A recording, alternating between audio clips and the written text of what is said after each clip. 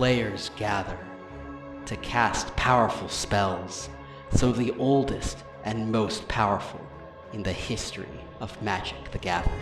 Containment Priest, Leonin Arbiter, Collector Alf, and many others, battling head-to-head in brutal combat. They all have one thing in common: to uphold their legacy and the search for eternal glory. The Eternal Glory podcast is brought to you by BoshNRoll on YouTube, ThrabenU University, and TheEpicStorm.com. This episode is sponsored by Tales of Adventure.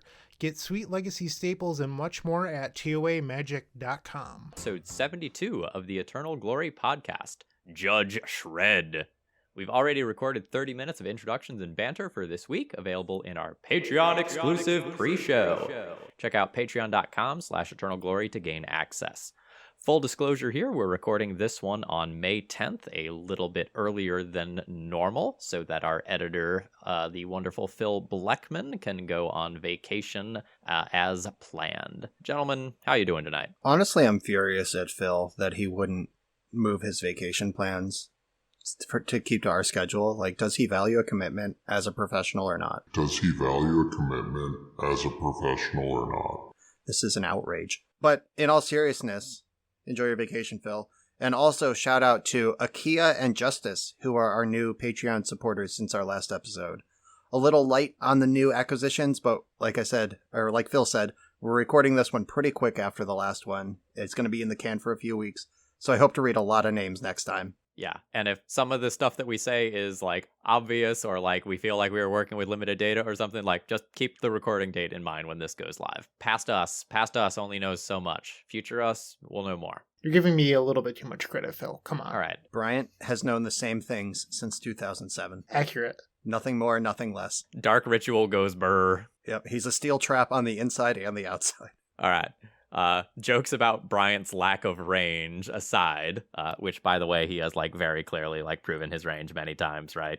Legacy Premier League citation. We're going to start today, as we often do, with a Patreon submitted question. And we actually liked this kind of topic so much that it's probably going to be roughly half the episode. Or more. Like, I'm ready to go off on this. We'll respect your time, listener, and not go into a 2-hour episode like we used to, but I have a lot to say about this, and it's a good topic. All right. So we're not going to read the question verbatim, because it was like a very beefy paragraph with a multifaceted set of questions. But essentially, Max sent in some questions asking on, like, how do you interact with judges and the legality of plays? What are judges for? What do you do when people are trying to cheat or rules lawyer? And we're just going to kind of delve into this, just kind of generally speaking. We're all knowledgeable, competitive players. Bryant and I were both level 2 judges, so like we have experience in this stuff under our belt. Yep. So the first thing I want to talk about is what judges are for. They're there to keep the game and the tournament on the rails in every conceivable way, for the most part. Some things fall into TO jurisdiction, like are the bathrooms clean and functional? A judge is not in charge of that. But as far as the rules in the game and making sure the game is played cleanly, and if something goes awry, it is fixed consistently, big picture. And by consistent fixes, I mean if you get a game rule violation and you make a mistake in September of 2020, you will get the same fix in September of 2022, provided that policy hasn't changed, but you're going to know, okay, this is how this works, and the judge will just fix it in this way. And you'll know that the judge's friend didn't get it fixed a different way, or a different judge didn't fix it a different way. Just consistent application of rules and policy is what judges are for. Yeah, but how do I know the judge did it right? Where can I look up these things? Is there some special document or maybe multiple documents I need to know about? There are. So the Magic Comprehensive Rules is the first thing that judges need to familiarize themselves with. And this document is a nightmare. It's just hundreds of pages of really intricate detail about how all of the Magic rules work. Players should be familiar with how the game works, and if you're really trying to perform on a competitive stage, you should probably at least be familiar with that document, if not read it outright. The next thing is the Infraction Procedure Guide, which is what sort of rules can be broken at Magic tournaments and what happens when they are broken. Like what the guide to the fix is. And it explains the philosophy behind the fix. And these are all publicly available. You could just search Magic IPG and read this and understand why judges do what they do. And the other one is the Magic Tournament Rules. This document describes things like how many Swiss rounds based on players, and how do buys calculate into Swiss round player counts, and various things like that. These are the how tournaments are meant to be run outside of the game rules type documents. And the three of those things together are the triumvirate from which judges do basically everything. Quick thing here. In 2019, I believe, they made it so that when you are getting deck checked, you can watch your deck be checked. It completely changed the game for me because I would always be super paranoid that somebody was going to steal my deck, which is something that happened at a Gen Con in the early thousands. But, you know, you hear rumors of that stuff forever, and it just made me terrified that somebody would steal my deck. They changed that so that you can watch yourself be deck checked, and I just love it. So props to whoever came up with that. And, well, let's talk about that for a second, because they were not allowing players to watch their decks be checked at Star City, Pittsburgh, just 2 weeks ago. I was sitting next to David Lance, and he got deck checked one round, and he has a beautiful all-foil Yorian Death and Taxes list, and he was like, yeah, sure. Where can I come sit with you? And they were like, you can't. We have limited resources and we're not splitting up our judges and we're not going to let you watch us check your opponent's deck for obvious reasons. And he was not the only person I heard make that request, and it got denied. So something is going on there. I could see Bryant's face, and I imagine Bryant would go to the mat on that one of like, F you, homie, I'm coming with you. Appeal to the TO, appeal to whoever you need to. But yeah, it sounded wrong when they were making that decision. And that's going to help. This is going to come up later in how you talk to judges. The way you talk to a judge could help you reach some sort of solution here. I promise you, the solution when you're talking to a judge, no matter what the context is never to get mad and start yelling. Yep. Treat it like any interaction with an authority figure, a teacher, whatever you have kind of for a template. You know, if you present facts, you know, make your case, you know,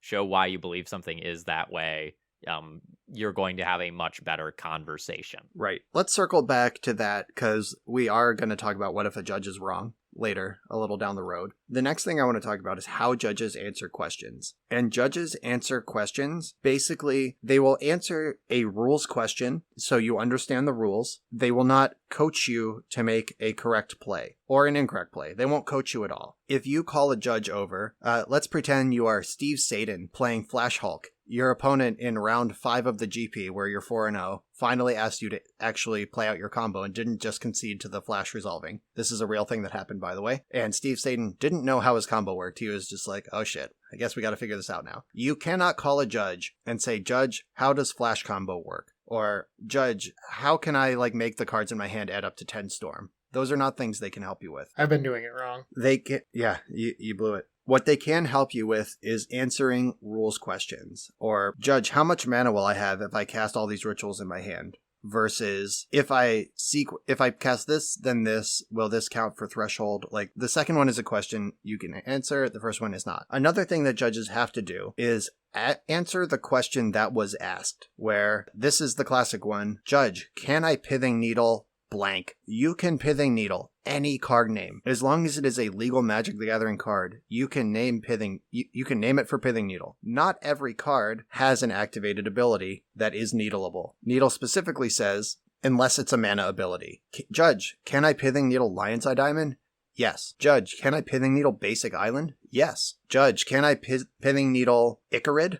Yes. And these are all things that I've seen Pithing Needled in real life. It happens. Judges have to answer questions. As long as the question is within the realm of a question they can answer, they will answer it directly. Because it becomes coaching if they say yes, but it won't do anything. Then they're in the realm of coaching and they just have to answer the question that was asked. And this came up hot when Underworld Connections was a standard staple, back when Mono Black Devotion was the deck. Underworld Connections is Enchant Swamp. It might be Enchant Land, I don't remember the exact text, but it's a 3-mana enchantment that you put on one of your lands, and that land gains tap, lose a life, draw a card. The common question was, Judge, can I Pithing Needle Underworld Connections? And the answer to that question is yes. However, Underworld Connections gives that ability to the swamp it's attached to. So in that case, you do need to Pithing Needle Swamp to turn off this new activated ability. The swamp can still tap for black, but it can't draw a card with Underworld connections. And things like that, you got to be really careful of, because a judge is there to help you play a clean game, but they are not there to help you play a good game. You have to do that on your own. And I'm going to give our listeners at home a big tip here. So usually you raise your hand in the air, you call judge, you ask your question, the judge answers your question, gives you an extension on time, and then goes about their way. If the judge gives you that time extension and then stands there watching your game, waiting for something to happen, think about what you're doing. You might have asked something poorly and not gotten the information you wanted. Because, like, I've definitely seen multiple of these Pithing Needle calls where, like, the judge is waiting. All right, I answered your question, but I need to stand here because I know what's about to happen, but I can't tell you preemptively to stop this. Yeah, that's a good life hack. If the judge doesn't walk away after you get your answer, you're probably about to mess up. The next question here is, like, when do you call a judge? And the first thing I'll say here is I don't think people call judges enough. Judges are there to clarify rules for you. When you are playing at home on Magic Online, the Magic Online game engine takes care of a lot of the things that a judge could do for you in real life. If you are not sure physically, like, hey, what order do these things go on the stack? Does my trigger go on first, or does my opponent's trigger go on? How does this fringe interaction work? You can ask a judge to clarify those things, and like they will give you the information that they can give you. You are not the bad guy. You are not angle shooting if you call a judge. You know, it is not outside assistance to call a judge and ask, like, hey, how does this work? That person is there to help the event run smoothly and to make sure people are on the up and up when it comes to interactions. Right. Judges are not the police. Like, you don't call a judge when something is a crisis. You call a judge if you just have a question. Think of a judge as like Google rather than like 911.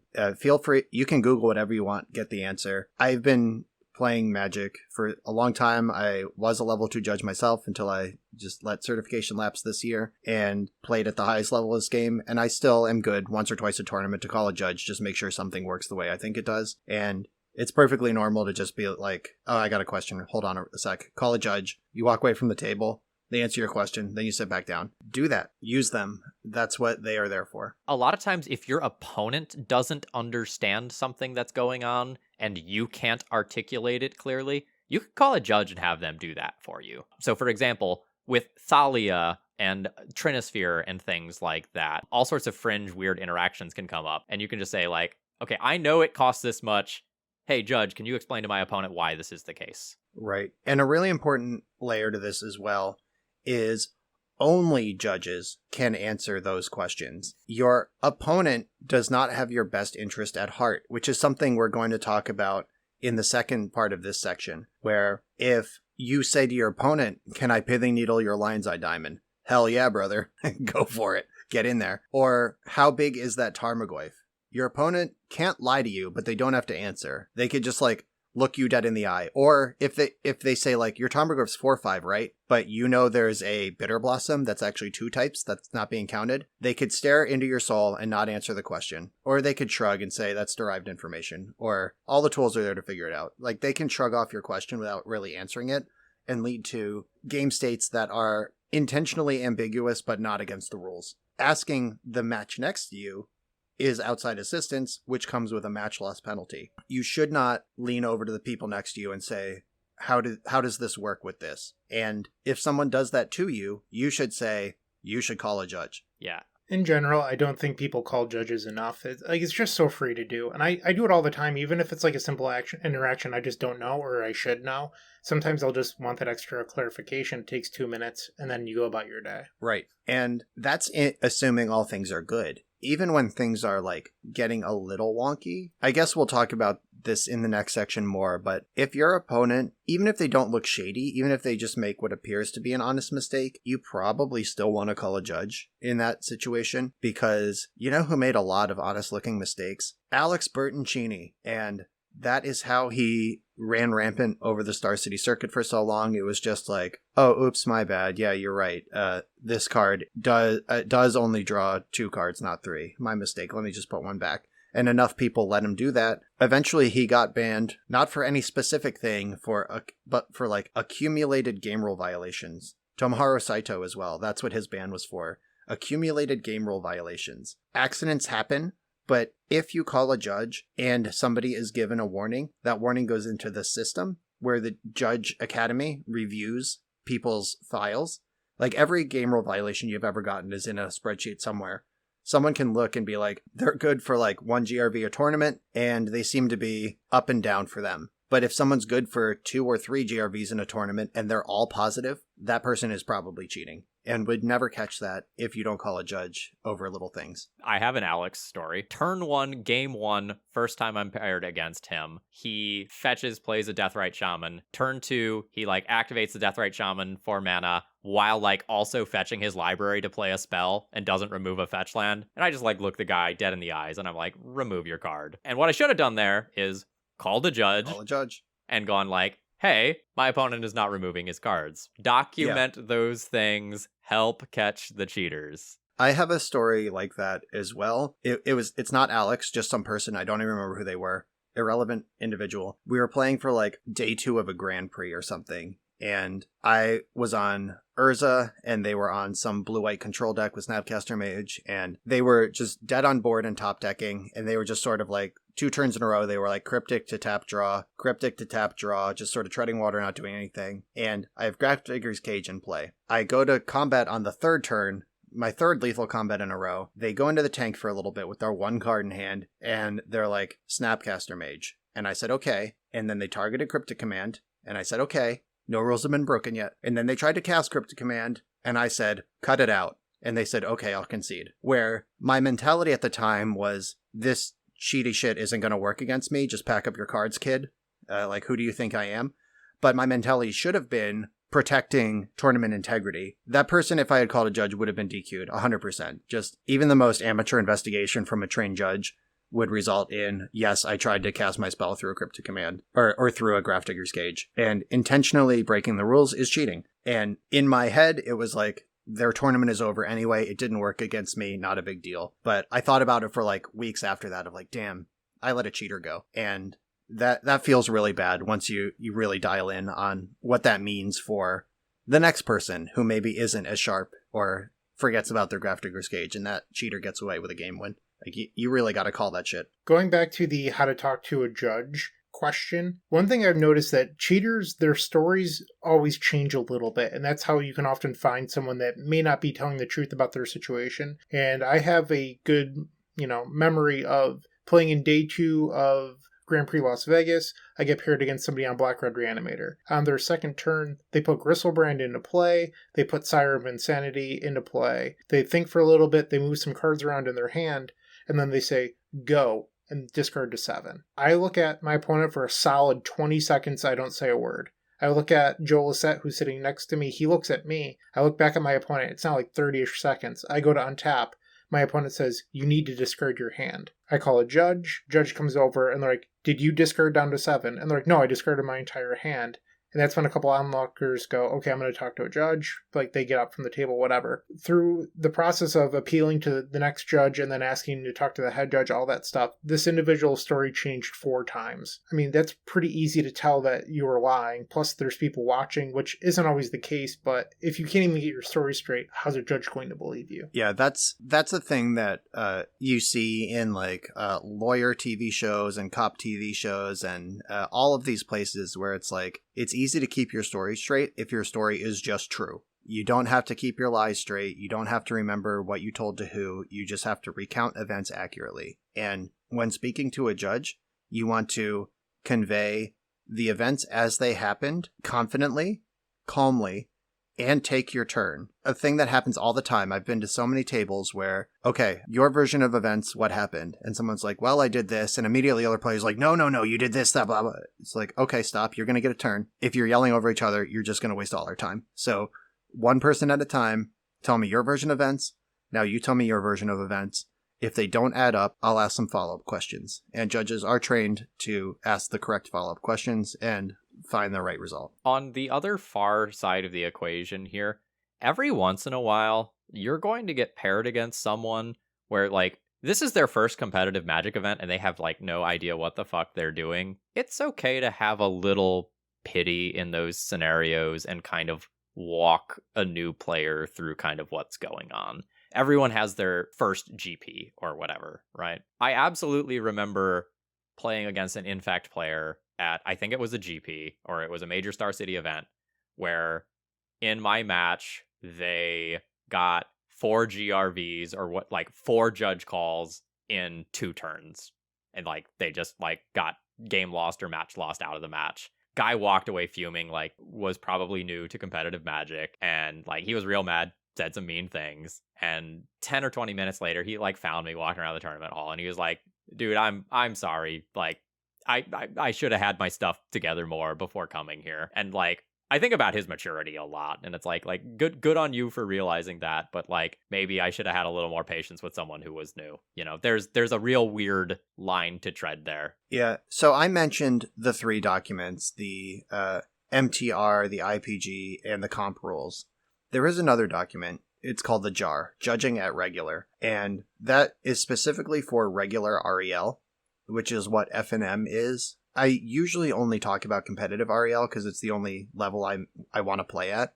I actually hate regular REL, both as a judge and a player. But regular REL is where you're supposed to learn those things. If somebody just comes out of their basement for the first time in their life and jumps right into a Grand Prix, Day 2 of Grand Prix is pro level REL. Like that's you're on the biggest stage you're allowed to just walk onto is a Grand Prix. You should be responsible as a player for knowing the comp rules, the IPG, and the MTR if you're going to step foot in that arena. If you're willing to take a bunch of judge calls to learn the hard way, that's your crash course. Good luck. Judging at regular REL, it's basically, there are 2 solutions when a judge gets called. It's educate the player or disqualify them. Those are the only ranges. And there are no warnings. There is no escalation path of warnings up to game losses. It's like, okay, yeah, that's not how that works. Let me teach you about this. And then, okay, continue with your game.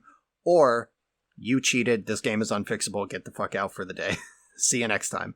And most things are just educate. And there's also an unofficial phrase for judging at regular, which is deviate like hell. This is from Toby Elliott's mouth. Deviate like hell is his advice at regular, where we talked about a consistent experience in the IPG and MTR, how they guide you and your cousin and this other person you don't know across the span of 2 years at 3 different events are going to get the same treatment. Leaving policy is called a deviation. And at regular, deviate like hell comes from the top, where it's like, all right, what do I got to do to fix this game? Because we don't have game loss as a tool. We don't even have warning as a tool. I'm going to wiggle this thing around until it makes sense to everyone involved and we can keep playing. And regular REL, FNM, store level events are where you should be getting your 4 judge calls in 2 turns, not at the Grand Prix. Yeah. FNM is where you get the, judge, I just shuffled my sideboard into my deck. Like, what do I do? You get a surprising amount of that sort of stuff. Yep. For sure. To make those people feel a little bit better, Phil, at the Legacy Pit Open, not once but twice, I forgot to put my wish targets back in my sideboard and then just had them in hand throughout the day. I did. I open-handed Pure with 7 mana. I don't have any excuse. I should know better. I also had to awkwardly call a judge when I went to go Burning Wish for my Echo of Aeons. That wasn't there. So, I mean, we all make mistakes. I wasn't trying to scum anyone. It happens. None of us are perfect. On the topic of like good paper Magic habits, every time before I start a round, I physically count my 15 sideboard cards and make sure they look right. That is one of those things where it's just like so easy to get talking to someone at an end of a round and just throw your cards in there. That is absolutely one of my end of round plans every time. Or sorry, beginning of round plans every time. Yep, I do it end of round and beginning of round. The amount of time I spend on that might be slightly neurotic. Like, I actually organize my sideboard by like color and mana cost, and those 15 cards are not only in my sideboard but in the same order. That's what I do. At the end and the beginning of every round. That just helps. Another point on this with how to talk to a judge: if you make a mistake, you call a judge and you be honest about exactly what you did, and you do it as soon as you notice, because mistakes happen. Judges have all sorts of vehicles to fix mistakes. The vehicle for fixing a player lying about a game state or letting an illegal game state persist or lying to a judge is disqualification. It's cheating. So if you open your 7-card hand, Bryant, there's a little nuance that I'll explain. But if it's game 1 and you open your 7-card hand and Peer into the Abyss is in it, you need to raise your hand and call a judge. The judge will say, okay, no damage has been done. The game hasn't started. Let's just fix this and carry on. I'm pretty sure in current policy, you don't even lose a card. They just take that card into your sideboard, fix the deck, and you replace it with a legal card. It's not even a forced mulligan or anything. It's very lenient when no damage is done. If you just pocket it, you just stone face it, you're like, oh shit, I fucked up. I'm going to play through this game and just not cast the Peer, or hope they don't notice it's not a main deck card. And it gets sniffed out, you're out of the tournament. So just be honest, call quickly. Where Bryant is not a cheater is that in sideboard games, the only rule is your deck has to be at least 60 cards, and your sideboard can't be more than 15 cards. So if you present 62 cards post-board with a 13-card sideboard, that is a legal deck, and you don't have to call a judge over that. So Brian's not a cheater, he's just a dummy. I would agree with that. I can't help but think, this is a little bit off topic, but I remember reading a post on the source back in the day about how 61 cards, it's like a dog that has shit in its fur. It's not going to hurt the dog, but it really doesn't look good. So that's what I think of all the time. Somebody get the Dingleberry scissors for Bryant. And if you want to read about some math of 61 card decks, I have a sweet article up on my website with a whole bunch of math showing you exactly what that 61st card does to your deck. Math nerds are awesome. Horrible, filthy things. All right. Okay, what if a judge is wrong, Phil? Never been there. What do we do? Judges are human. We have training, there is a judge academy, there is a certification process, and people level up to various degrees of judge, showing off their knowledge and expertise and experience. But judges are going to make a mistake, especially if it's a format they don't play a lot. You might have an incredibly talented judge who mostly judges modern events. And then you go hey, how does Chains of Mephistopheles interact with this? And they go hold on, let me read that card. And sometimes you are going to get a wrong ruling. And what you can do here is, first, please let the judge finish their ruling. And this one's important. Let the judge finish their ruling, say what their fix is, say what they think it is. And then once they have finished, you have the right to appeal to a judge that is above them. This is usually going to be the head judge, but in larger events, it may be a judge that's kind of in charge of that section of the floor. And that head judge or other judge will make a ruling that will be final. Please don't interrupt the judge as soon as they start talking. And that is going to come off as rude. And I believe there's even a penalty associated with cutting off a judge and trying to appeal before their ruling is complete. Does this ring a bell, Brian? Yes. There is unsportsmanlike conduct is a penalizable offense, and there is unsportsmanlike conduct minor, which this would fall into, which is a warning, and then there's unsportsmanlike conduct major, which ends the match. You're out. You're not out of the tournament. It's not a DQ, but the match is over. These are unsporting behaviors that are so heinous that your opponent is no longer comfortable sitting and playing a game with you anymore. And these are things like racial slurs or slurs about and anything about their race, religion, sexual orientation, etc. That's going to end the match and you're going to lose. And then the judge is going to talk to you some more to see if you are apologetic or repentant or seem to understand what you did wrong. And it might still end up as a disqualification if you're just aggressively racist with no apologies. That is not actually okay at a Magic tournament by rule. A lot of the times, the judges will not make a wrong ruling if you explain the situation clearly. A couple of times when I've seen air quote wrong judge calls, it's because something was left out of the player's explanation. So explain yourself clearly. And if the judge starts talking and you feel like they've missed something, it's okay to say hey, this card is in play too. Does that change this interaction? And a lot of times, when a judge realizes they're missing a piece, they will fix themselves on the spot and an appeal won't be necessary. My favorite story of a wrong judge situation was at SCG Syracuse in, I believe, 2018. There was this person, I don't think there was a main event for Legacy, but there was a side event. And round one, I get paired against somebody that I recognized from the source when I was a kid. They were on Death and Taxes. And, props to Phil, conning people into playing white cards. So we play our game, we're going into game 3, and my opponent takes a mulligan. And I didn't realize it. They mulliganed to 7. So we're in the middle of game 3, I cast that probe. First action of the game, I cast probe. I look at their hand, I'm writing it down, I go, oh, there's 7 cards here. And I'm like, we could call a judge, but honestly, you're just dead. Like, with your 7 cards, I'm going to turn 1 you right now. It's not going to matter. There was a judge behind me, and they stop the match, which is fine. No big deal. So they walk away for a little bit. They come back, and they go, Bryant, we need to talk to you. I'm like, okay, sure. We go away from the table, and they tell me that I'm possibly going to be disqualified for cheating. I'm like, what? This doesn't make any sense. And they said that I was trying to gain an advantage by not forcing my opponent to mulligan to Mindbreak Trap. And here I am just going like, what? My opponent mulliganed to 7 and you're going to accuse me of cheating. And they're just like, yeah, you were trying to gain an advantage. And an investigation went on for 45 minutes. And at the end of it, they decided that I could continue to play the event. But the judge that initially started the ruling came and talked to me after and said that they felt like I should have been disqualified. And I was just like, I've never been more angry at a judge the entire time. And I bit my tongue, but I didn't want to. It was a tough situation because you can't be a jerk to judges even when they're wrong. Right. That judge in no circumstances should have come back and said, like, I think my ruling was right, not the ruling of the head judge. That's a whole nother issue. That's trying to go above your boss there.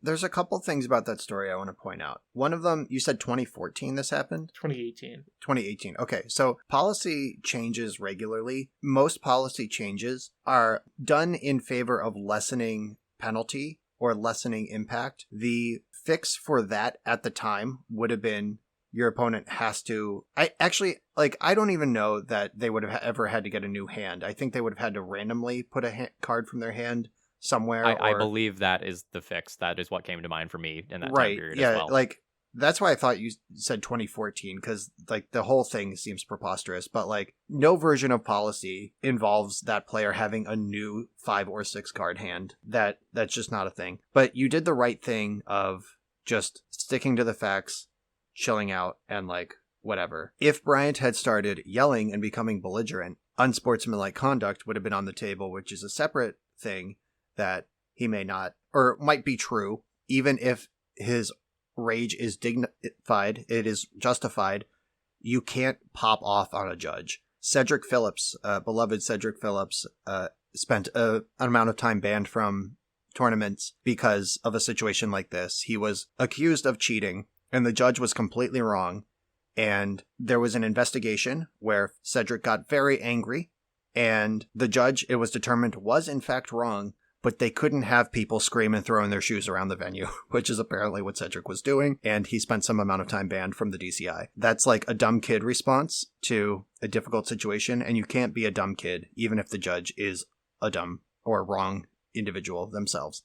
So just keep a lid on it and work your way through it. And sometimes judges are just wrong. I'm going to tell one more story before we move out of this section. One time, I was playing against Natural Order Bant. This used to be a deck. It was just a control deck that also Natural Order Progenitus some amount of the time. And my opponent cast an end-step Vendilion Click. My hand contained Spell Pierce and Perish, which is 2 and a black, destroy all green creatures. They can't be regenerated. And my opponent called a judge, and I knew this judge call that was happening away from the table was, does Perish destroy Progenitus? Because Progenitus has protection from everything. And I knew the answer was yes. And my opponent came back, confidently took the Spell Pierce with their Vendilion Click, and then slammed Natural Order on their turn, and then I untapped and cast Perish, and they said, that doesn't die. And I said, yes, it does. And they said, the judge said it doesn't. And I said, I'm sorry you were told that. We're going to call a different judge. And basically what happened is the other judge was like, oh yeah, definitely it's dead. And then the first judge had to issue an apology, but all they can really do in that spot is apologize. Like, you can't back up the game at competitive when so much has happened. So if a judge is just wrong, an apology might be all you get. So knowing the rules yourself, so you are at least aware of your ability to appeal and know when to sniff out when an appeal is correct, or like if you're having a rules conversation away from the table with a judge, rather than like appeal, you might just be like, are you sure about that? Can you double check and circle back and then appeal if they refuse to do that? Yeah, sometimes judges are just wrong. A quick side note about that era, Brian. The rules were so harsh back then. Like, if you accidentally mulliganed and drew 7, it was just game loss. Like, That's what it was. I remember being at an SCG and watching someone attempt, like, this person was fairly new, attempt to Caracas or Progenitus. It was just game loss. Things back then, there was no jokes, there was no fixes. It's just like, if we think there's even the slightest intent of cheating, game loss. I don't know that was the same era. I know that was in the early days when judges didn't know what the hell they were doing other than just trying to keep people honest. Any mistake was a game loss. Yeah, just if you look at policy changes over the last 20 years, things are really lenient right now, which circles back to my point of if something is wrong, especially if you did it, call a judge and the fix is going to be better than disqualifying you for cheating. So do that. Speaking of cheating, let's get into our next section. Best ways to cheat, right? Like, we're teaching people how to cheat now? Yeah. Is that what we're doing? Yep.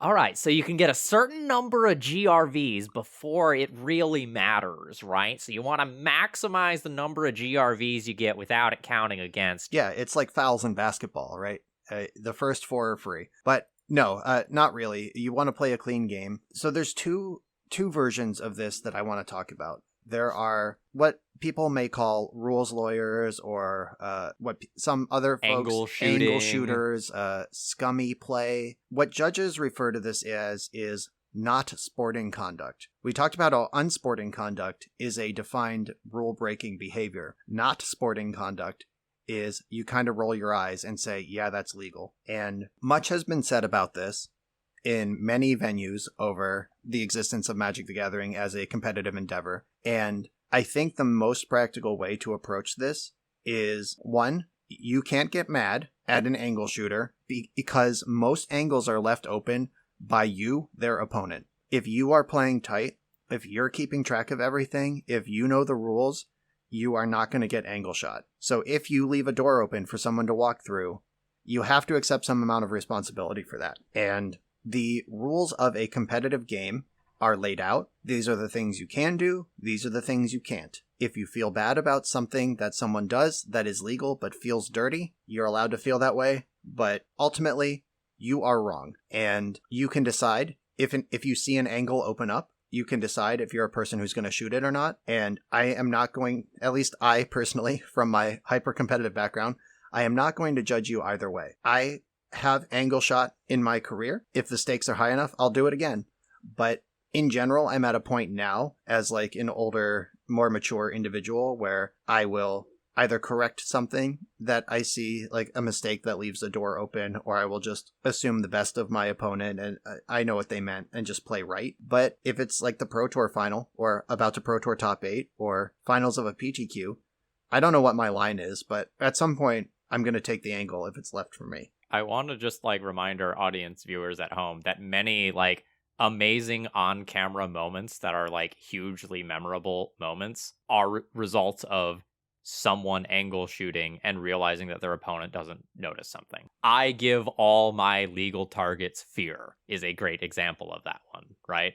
Where you look like you are presenting lethal damage, you don't do anything like shady, you just say like, I give all my legal targets fear. You turn creature sideways and you see what your opponent does. Yeah, for those of you who don't understand that reference, Profane Command, Black X, it has a number of modes on it. It's in the Cryptic Command cycle. One of the modes is your target player loses X life, and one of the modes is X target creatures gain fear until end of turn, which is can't be blocked except by black creatures and artifact creatures. Patrick Chapin famously cast Profane Command for Drain mode and Fear mode, but he had Chameleon Colossus in play, which has protection from black, which means he can't give it fear with his own spell. He said to his opponent, I will minus X you and give all my legal targets fear, and then he confidently turned all his creatures sideways, including the Chameleon Colossus that could be blocked, and the opponent just scooped up their cards. That's what happened there. And that is a famous angle shot or Jedi mind trick, depending on who you ask, but it was completely legal according to the rules, and you could feel mad about that, or you can pay attention to the board state and block the Chameleon Colossus. So angle shooting is one thing, but you are also going to get opponents who try to intentionally misrepresent the way that Magic cards work, and that's different. Angle shooting is, I'm going to take my shot, I'm going to see if you're paying attention, you realize how this actually works. Whereas, like, there are some other things that are just, like, straight up cheating, And like there's a clear difference between those. I just want to clarify a little bit because I feel like misrepresenting what a card does is exactly what Patrick Chapin did with his Profane command, but he did it within the rules. So most angle shots do either create ambiguity in the game or take advantage of ambiguity in the game, but they don't break the rules. Like Patrick Chapin, if he had said, and give all my creatures fear, and put it on his opponent to realize there was an illegal target, that's cheating. But give all my legal targets fear, creating an ambiguous statement about which of his creatures are unblockable, that is legal. As long as when the opponent says, wait, I can block this, right? He says, yes, it doesn't have fear. Like, that's the difference. Okay, so let's do this with a practical example that used to come up in Legacy all the time. You have a counterbalance in play, and you have a Wear Tear, which is a split card on top of your library. So, Brian, right now, in the year 2020, what is the converted mana cost of a Wear Tear on top of your library? Well, Phil, the year is 2022, for starters. Oh my gosh, did I say 2020? It's been a long year.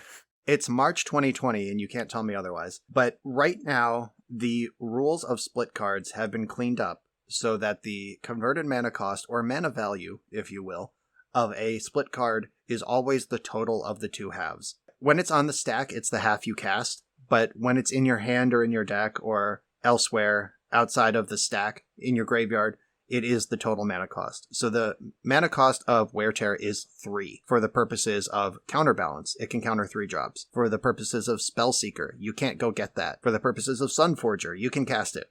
So 3 is the number. But there was a time, and Max brought this up in his original message to us, where split cards worked as each of the cards is looked at as an individual card. So a counterbalance revealing Wear Tear today counters a 3-drop. A counterbalance in 2015 would counter a 1-drop or a 2-drop, but not a 3-drop. Because counterbalance shows you the wear, it shows you the tear, but it doesn't see them together. So this is a situation, Max is a friend of mine. I was actually around when this thing happened that he brought up, where either he cast it into or a friend cast a 3-drop, and the opponent flipped counterbalance and just sort of looked at the opponent, flipped Wear Tear to counterbalance and just looked and was like, just sort of looked at them and waiting for them to put their 3-drop in the graveyard or resolve it. And the player was like, does this counter? And the player was like, they add up to 3, which is not an incorrect statement, but it doesn't affect the rules of the game at the time. And it was just sort of this weird staring match of, you gonna let me get away with this? And eventually a judge was called and it was fixed. But that sort of thing is actually cheating. You can look at your opponent and see what they want to do, but if they go to put their card in the graveyard, you have to say, no, that doesn't counter that. If that player had let the card go to the graveyard, they would be cheating. Yeah, and in terms of competitive REL, something to keep in mind is you are usually in charge of your own triggers. Like, you're responsible for making your own triggers happen. You're responsible for making sure that they resolve properly. When you start doing something shady with your own triggers, you are probably putting yourself in a bad situation in terms of the Magic rules. So, for example, like, let's say you've exiled something with a Palace Jailer and your opponent becomes the Monarch. And like, when they become the Monarch, you have to give them that creature back. If you don't, you are intentionally skipping over a trigger that you control. That's not going to go well for you if a judge is called. So, like, even if your opponent is totally spacing out and, like, doesn't know they're supposed to get their Gurmag Angler back or whatever, like, give them that creature back, because, like, you are very likely to get yourself DQ'd if you don't. Yeah, this is called the Frost Titan rule, or at least if you're old as me, it is.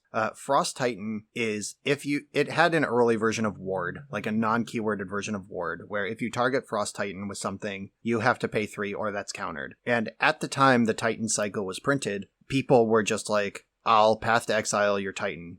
And you say, pass priority. And they say, okay, I'll pass priority too. And then you say, you didn't pay 3, it's countered. If your trigger requires an opponent to make a choice, you have to inform them of that choice. You can't just priority pass and let them miss your trigger. That's not how the game works. Popular examples of mistriggers are Chalice of the Void and Eidolon of the Great Revel.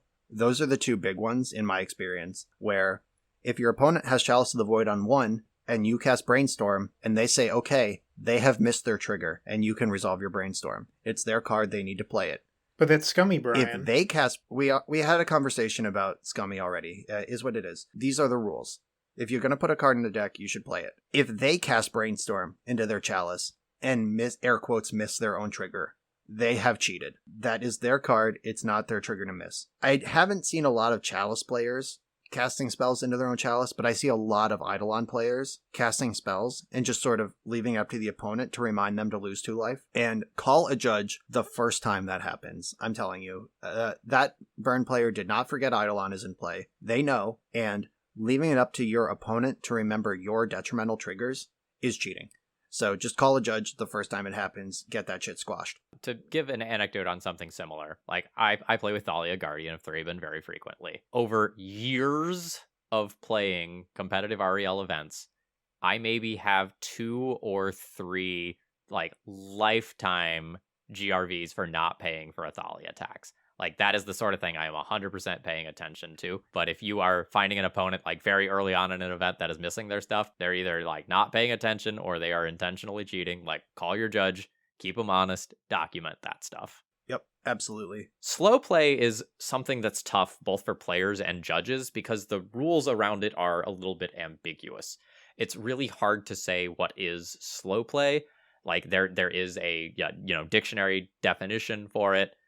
But sometimes, like, you look at a situation and, like, is or isn't it slow play? That's sometimes tough. There is a distinction in the rules between what is called slow play and what is called stalling. Slow play is something that can come with a GRV as a penalty. So it's not a GRV, like getting in the weeds. GRV is game rule violation. Right. Slow play is a tournament rule violation. So it's not a GRV, but it is a warning for slow play. It just... In case it matters, for those of you really in the weeds on the judge stuff, if you get 3 of the same warning in a tournament, it gets upgraded to a game loss. So you could get 2 GRVs and 2 slow play warnings, and those are 2 separate upgrade paths. So just, that may matter. But continue, okay. Phil.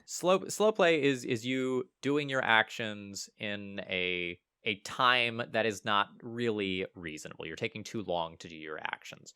Whereas stalling is intentionally manipulating the clock to try to have an impact on the tournament. So, for example, when your control player is up a game and there's 2 minutes on the clock, and the control player is just like, yeah, as long as I ride it out for this, I win. And they're just like shuffling their cards back and forth. They're not making any decisions. They're just kind of like waiting like 30 seconds, doing nothing. And then they're like, yeah, I'm going to go to my second main phase. And then they're doing nothing there.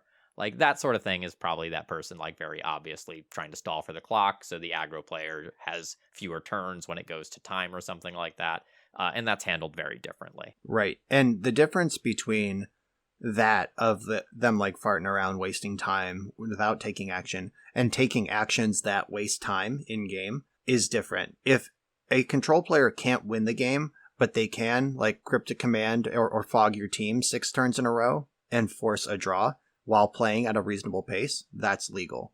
They can use the information of, I'm up a game and this is how tournaments work, they don't have to win that game, they just have to not lose it. But they can't intentionally run time off the clock to get there. All right, so we're going pretty heavy into the weeds with this question. Do we have anything else we want to say here, or do we want to dedicate a few minutes to Ledger Shredder at the end of the episode? I want to bring back the call a judge advice. If you think your opponent is playing slow, they are, and it's not going to be fixed unless someone tells them to play faster. I have a number of different ways I say this. Like, sometimes I'll usually start with like 7 minutes on the clock. Just remind them that there is a round clock. Sometimes, like, if that isn't effective, I will say, these rounds are timed, let's go. Sort of nudge them along. If my prompts don't work, I will call a judge. And you can request a judge stay with your match and monitor the pace of play. That is something you can ask a judge to do, and they will take a seat and they'll watch a few turns and make sure things are moving right. I typically do, I'm going to need you to make a decision. I'll do that twice, and then the third time that I would say that, I usually call a judge. Right. So I need you to make a decision is fair. That is basically the same thing a judge is going to say, of like, I need you to make a play. That's something I've said thousands of times as a judge. And when a judge says that, it's time to make a play or you're about to get a warning. Because if you're like in your head where it's like, is this slow play? Like, am I into slow play territory here? If you're having those thoughts, then yes, you're in slow play territory. Also, don't be afraid to talk to your opponent at the beginning of a round. I've had a couple of opponents who are 3 or 4 turns into the game. I realize, like, okay, they're playing a blue-white control deck of some kind. And they're like lollygagging, they're like chatting, they're like fetching slowly. And like, I will poke them at the beginning of the round. And I'm like, okay, hey, this is essentially a control mirror. This is going to take a long time. We have to pick up the pace of play now. Yeah, don't wait until it's 3 minutes on the clock to call the judge or have that conversation. Like, sometimes, like, you don't want to feel like a jerk, but at the Legacy Pit Open, I played against a show and tell player who I was on 4-color ban. I knew my rounds were going to take a long time. They were on show and tell, and they were just like a really friendly, chatty, like clearly borderline casual individual. And they were just like, when I would counter their show and tell, they'd be like, oh man, you had another force of will. That's a pretty good one.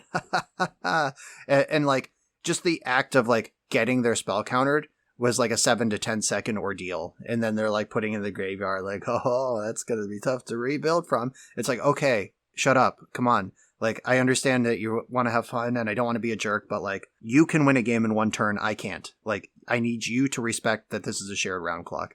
And it's okay to have those conversations. Don't say shut up though. That's my internal monologue. But on the outside, I will say like, hey, come on, let's play. We're getting close to our time limit here, but since we promised some Ledger Shredder, let's just say a few brief things on it. So this is a card that has put up a lot of results very quickly. In about a week, it has 12 finishes on MTG Top 8 in a total of, I believe, 5 different formats: Standard, Pioneer, Modern, Legacy, and Vintage. This is a card that 100% needs to be on your radar for competitive formats moving forward. I will back that. Yeah, this one is a heater. I don't know if other people were talking about it. I tend to not really pay a lot of attention during spoiler season because I don't make spoiler content, and there's so many spoiler seasons that it's hard to keep up. I don't remember any buzz about this thing, but just looking at it, I'm like, holy guacamole. And then actually seeing it in play is nuts. We haven't read this card, have we? We need to do that. 1 in a blue, 1/3 flyer. Whenever a player casts their second spell each turn, it connives, which is draw a card, discard a card. If you discard a non-land card, it gets a +1/+1 counter. So I think when most people, myself included, first read this card, they went, it's kind of like a Sprite Dragon, but it triggers once a turn. That's kind of whatever. But a couple of distinctions here. This is whenever a player, this is you or your opponent, or if you're in Commander, you got a couple of opponents. Second spell each turn. Now, there's 2 turns in like a turn cycle in Magic, right? So you can cast 2 spells on your turn for a counter, and 2 spells on your opponent's turn for a counter, and the same is true of your opponent. So, in theory, if you both are throwing cantrips back and forth or fighting counter wars, this thing could grow 4 counters in a single turn cycle. I almost achieved that Super Saiyan level. I recorded with this card I played Mono Blue Delver, which is apparently a list that 5-0'd, and this video is going to be old news by the time you're all hearing the podcast, but go check it out. There was a turn where it was a turn 2. I cast a turn 2 Ledger Shredder and then cast Surgical Extraction as my second spell, because Shredder counts itself as the first spell the turn you cast it. I played Shredder, Surgical Uro or some shit, and connived, and then on my opponent's turn they cast 2 spells, connive. Then on my turn, I went like, Ponder Brainstorm, connive, attack for 4. Just in 1 turn cycle, the first attack this thing had in play after it came off Summoning Sickness, it had already connived 3 times and attacked for 4. Just bonkers. Yeah, we had intended on really going into a deep dive in this card, but that may end up being the episode topic for next time around or something like that. I expect this is not the last time we will see this card, and if some creature like, say, Murktide Regent were to get itself banned out of Blue-Red Delver, like, I'm looking at a real sweet replacement right here. So there's one thing I would like to say. Lightning Bolt is not a card that aligns super well against Ledger Shredder because, like Brian mentioned, it counts itself and then the next card that you play on the same turn, which could be a Mishra's Bauble for 0 mana, would then make the Shredder even larger.